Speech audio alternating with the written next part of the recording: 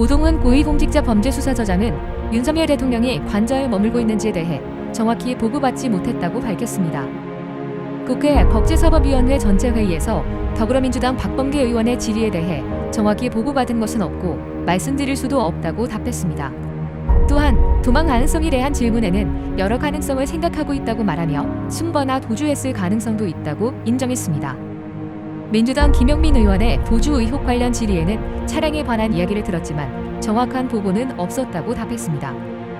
윤 대통령이 관저를 떠나 다른 공간에 들어갈 경우 체포 가능성에 대해서는 종합적으로 고려하겠다고 밝혔습니다. 지난 3일 체포영장 집행 시도 당시 위치 추적 장비를 사전에 준비했다고도 언급했습니다. 윤석열 대통령의 도주설이 야권을 중심으로 제기되면서 경찰이 대통령의 위치를 지속적으로 파악 중이라고 밝혔습니다.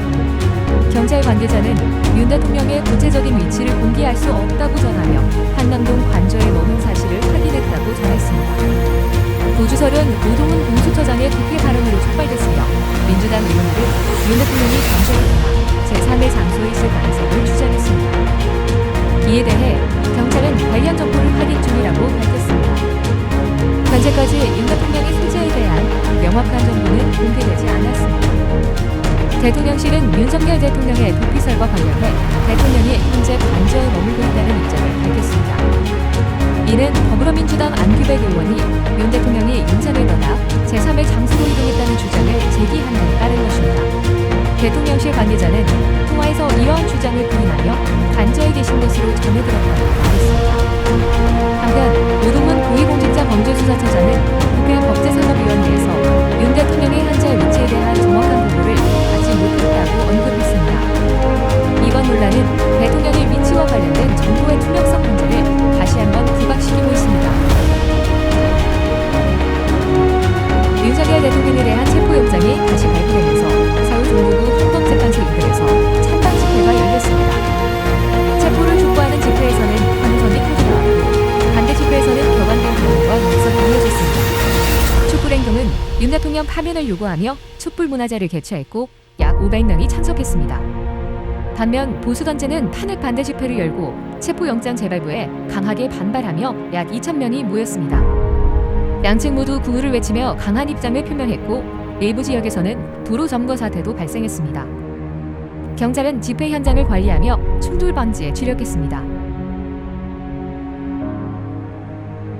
윤석열 대통령 측은 고위공직자범죄수사처의 체포영장 집행 시도와 관련해 법원 재판에 응하겠다는 입장을 밝혔습니다.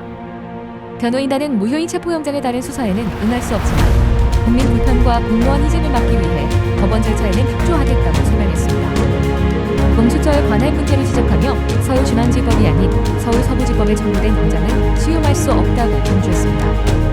대통령 도피설에 대해서는 사실이 아니라고 일축하며 악의적 괴담 유포에 대한 유감을 표했습니다. 헌법재판소의 탄핵 심판과 관련해 대통령 출석 가능성을 열어두었지만 경호와 신변 문제 해결이 선행돼야 한다고 덧붙였습니다. 오동훈 고위공직자범죄수사처장은 최상목 대통령 권한대행 부총리가 경찰의 대통령 경호처 업무 협조를 요청한 것과 관련해 위법 소지가 높다고 밝혔습니다.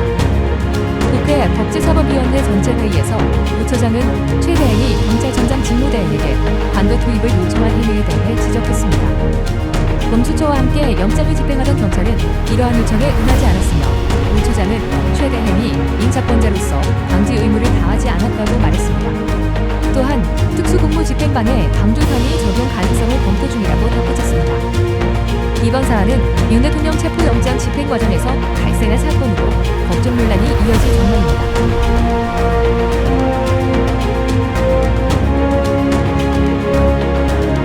개혁신당에서 허은하 대표의 김철근 사무총장 경질 이후 내부 갈등이 심화되면서 대변인단 전원이 사퇴했습니다. 지도부 분열로 최고위원회의가 타임을 겪으며 허은하 대표 체제의 균열이 드러나고 있습니다.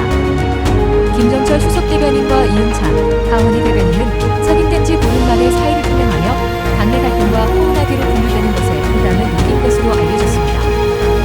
내부 갈등은 허 대표가 이준석 의원 측근으로 분류되는 김 사무총장을 경질하며 표면화됐으며 지도부는 당 정상화 방안을 두고 접점을 찾지 못하고 있습니다. 허 대표는 지도부와의 소통을 통해 갈등을 조속히 수습하겠다는 입장을 밝혔으나 최고위원 일부는 지도부 총사퇴를 요구하며 비판을 이어가고 있습니다. 최고위원회의는 지난달 30일 이후 정상적으로 열리지 못하고 있으며 당내 갈등은 지속되고 있는 상황입니다. 조은석 감사원장 권한대행이 대통령실과 관저 이전 감사 결과에 대해 사무처에 재심의를 검토하도록 지시했습니다. 국회 법제사법위원회에서 관련 질의에 대해 조 권한대행은 내부 절차가 진행 중이라며 구체적인 이유를 밝히기 어렵다고 답했습니다.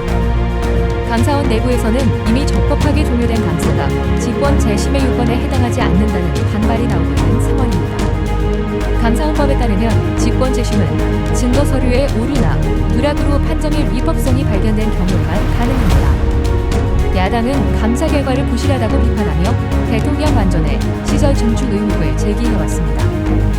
조 권한대행은 최재해 감사원장의 탄핵 소추안 가결로 권한 대행직을 맡았으며 오는 17일 퇴임을 앞두고 있습니다.